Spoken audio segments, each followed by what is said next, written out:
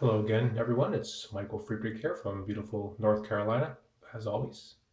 I'm going to be doing a bit of a different shave today. I'm going to be using a number of sort of the top line favorite products of mine, and then I'm going to introduce a new razor that a colleague or friend of mine at work has passed on and asked me to use as a counterpoint to the products that I normally use. So I'm going to go ahead and get started pretty quick here. I'm going to wet my face.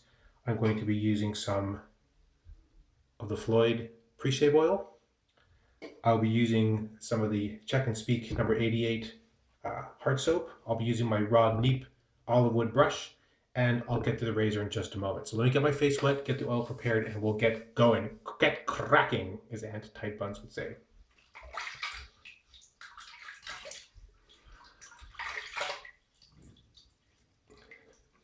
Now, just come out of the shower, so no additional face prep really required. A few drops of the Floyd.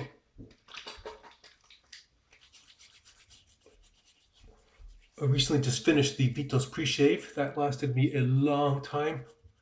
I have to admit, I do miss its delightful camphor and light eucalyptus smell.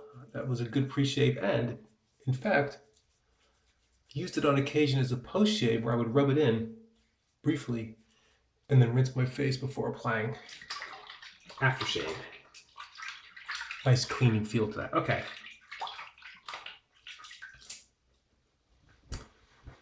Floyd pre-shave liberally applied. Badger brush has been soaking. I know. Gorgeous! It's getting very close on that Check and Speak. I think this may last through September. Maybe. We'll see. All right, let me get this lathered up. Just load my brush. I will say I'm going to be very interested to see how this extra dense silver tip brush does with a softer soap like the Chung Fung Sing or maybe the Queen Charlotte, the Cropes.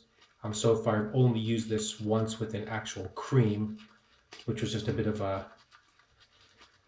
Dylan Men from Moises Barrera. All right, this is just loading it up, not building a lather, right? Just loading it up for first face lathering. Get my face a little bit wet. A few drops on the brush. Let's get lathering.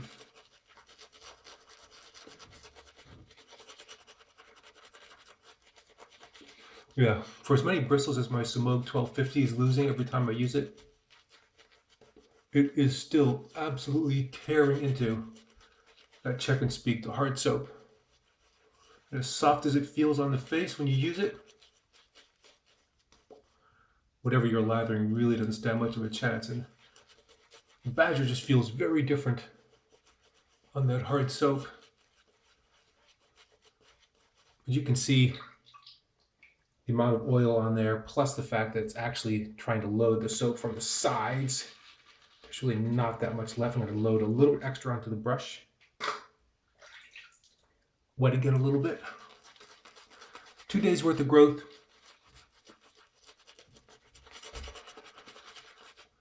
A little more water.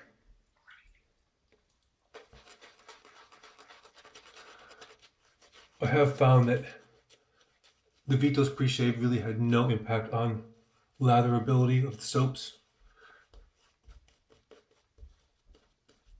And the Floyd pre-shave oil definitely does. If you use it too liberally, in fact, you'll find it's hard to get that lather going up front, but it comes out okay in the end, as you can see. This does not need to be super thick, in part because of the oil-based pre-shave. All right. Add just a bit of warm water. I've not had this razor soaking because I don't think there's much of a need to, but this kind of truly one-of-a-kind piece of fine Dollar Tree equipment, which I believe my colleague Ed Miles purchases for 8 for $1. It is a single edge blade, fixed head tool of destruction. So I thought I would basically use all my good stuff and then let's try this on 2 days of growth. I have not shaved one of these for years. How bad can it be? Soon gonna find out. Oh yeah, that is delightful.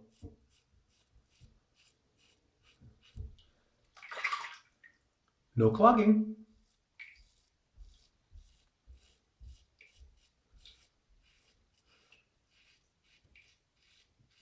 With the fixed head, there's very little question about angle.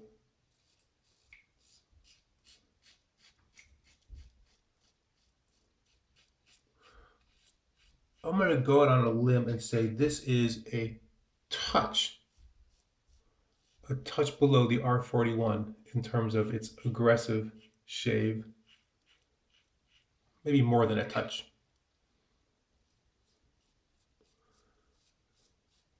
Now, to this razor's credit, you can barely feel it touching the hair.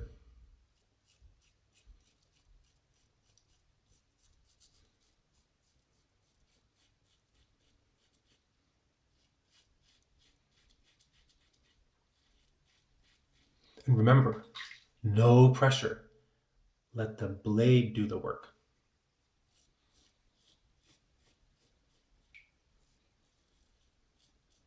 Oh yeah, wow.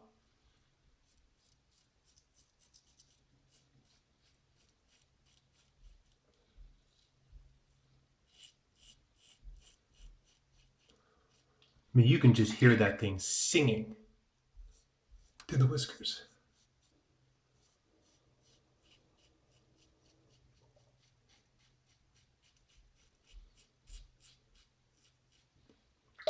Hmm.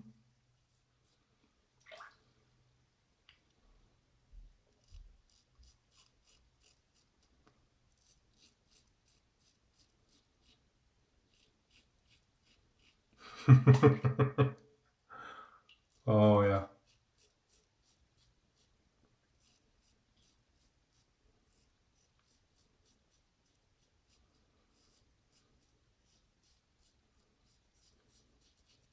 Well, you know how we always say we don't take enough time to treat ourselves to the more luxurious things in life, man? Well,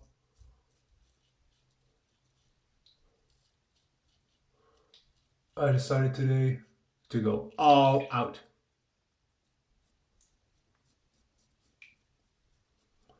Not only did I shower with hot water, but I decided to go that extra step. Let's rinse off and see what see what we got there.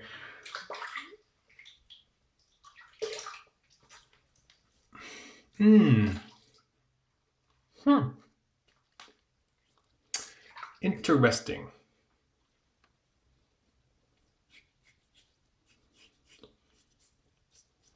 Yeah. Yeah, that's hmm.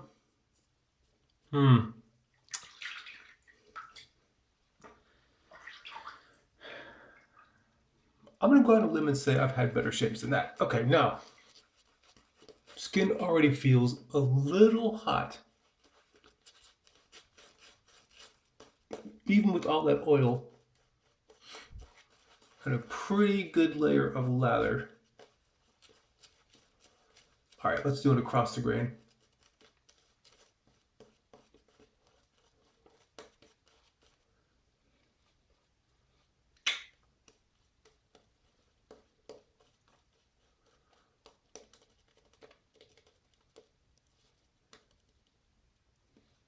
Beautiful.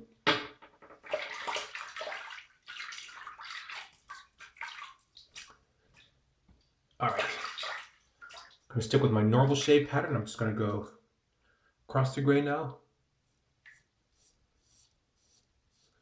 Wow. Well, huh.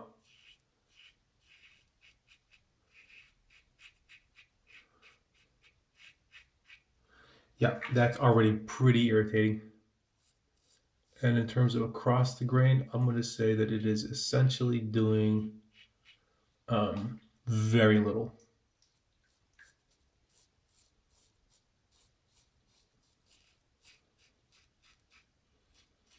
Well, yeah, huh.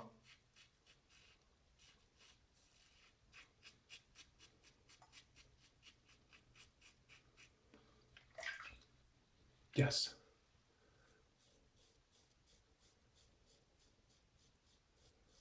Wow.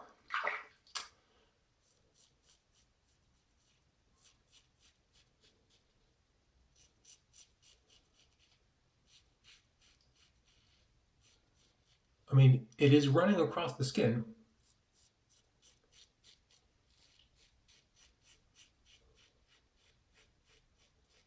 but for this cross the grain pass, um,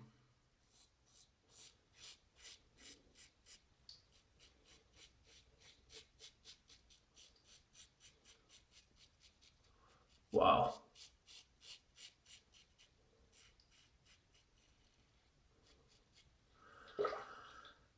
Whew. The things I do for my friends. Wow, that's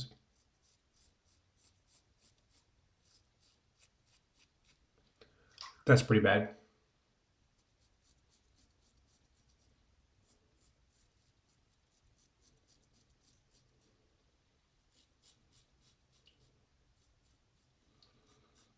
Yeah, and I can see why this would irritate for a couple reasons. One is that you have to just take so many more strokes.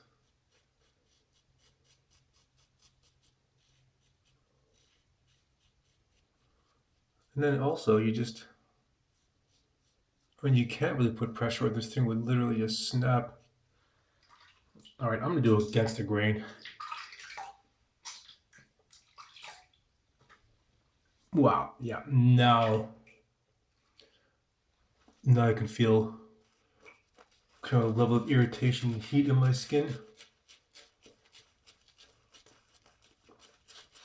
See, and then I think the other part of this problem is that it's not only cheap, but since you're trying to save money, by buying these razors, you're probably squeaking out one, two, five, Lord knows how many extra shaves.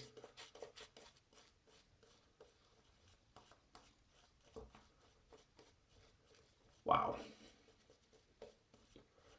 Yeah, underneath my this area, which yes, I've certainly gone over more than I ever normally would. Whew, it's feeling a little hot.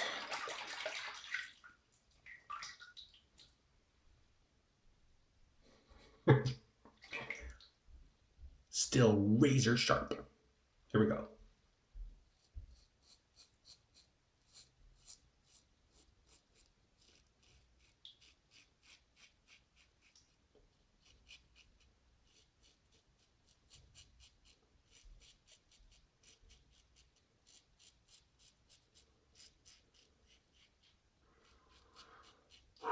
Wow.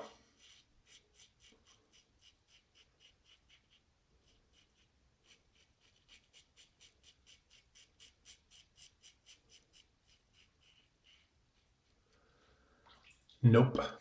I don't think I'm gonna be switching back.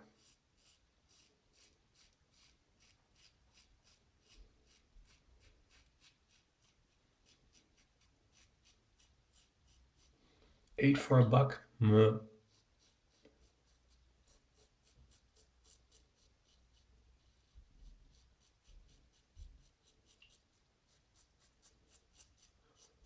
Oh my god.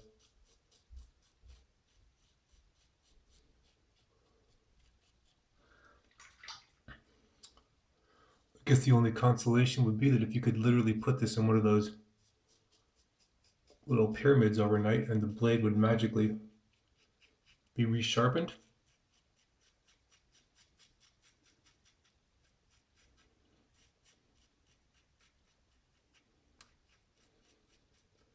Because otherwise, this is also kind of hard to hold because there's this weird gap and it has this ribbed for her pleasure and yours. No.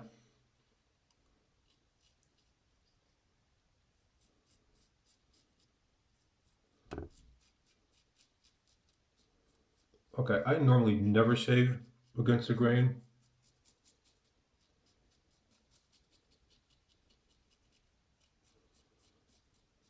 Not under my nose. But this razor is so mild and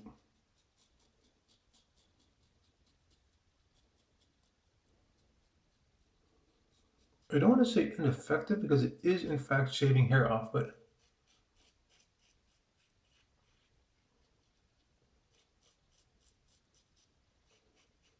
wow, this is just, well,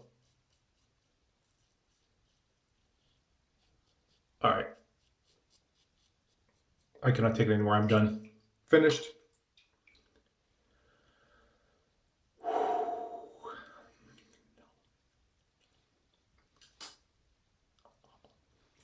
Let me go ahead and rinse off my face.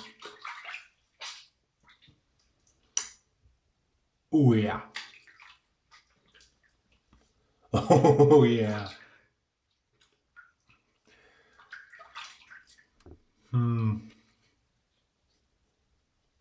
Wow.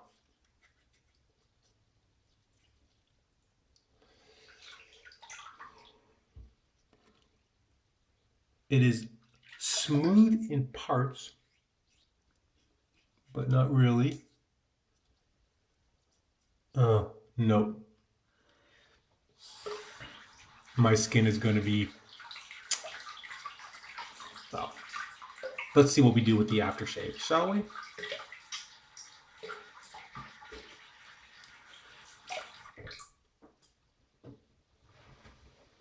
Quick towel off.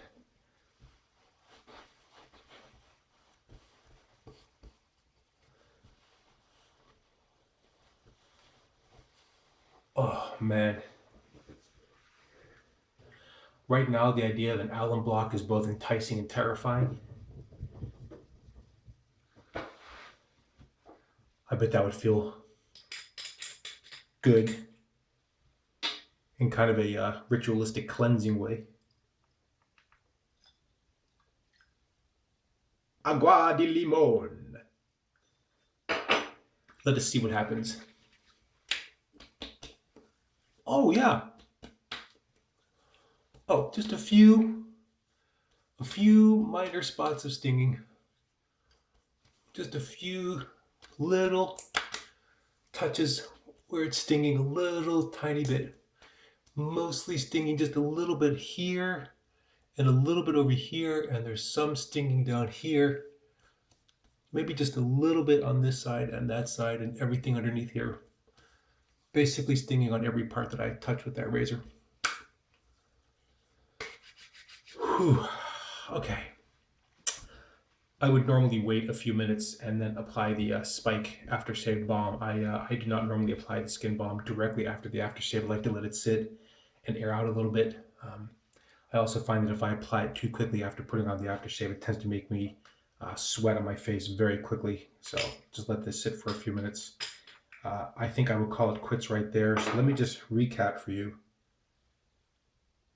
My beloved and fantastic Rod Neep Olive Wood Extra Dense Badger Brush. Love this thing. Check and Speak is not long for this world. I will have Titanic my way through another one. Up after that is the Chung Fung Sing.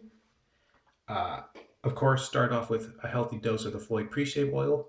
Once this is done, I have a couple products from Razor Rock coming, followed by Mirsol Agua de Limon. Still really liking this stuff. Really nice and fresh. And then one strike and you're out, baby. Dollar Tree. 8 for $1. Wow. No, thank you. Well, that's really it for me, everybody. Hope you're all having a fantastic weekend. And otherwise, hope your shaves are going nice and smooth. Keep it nice and easy. And until next time, goodbye.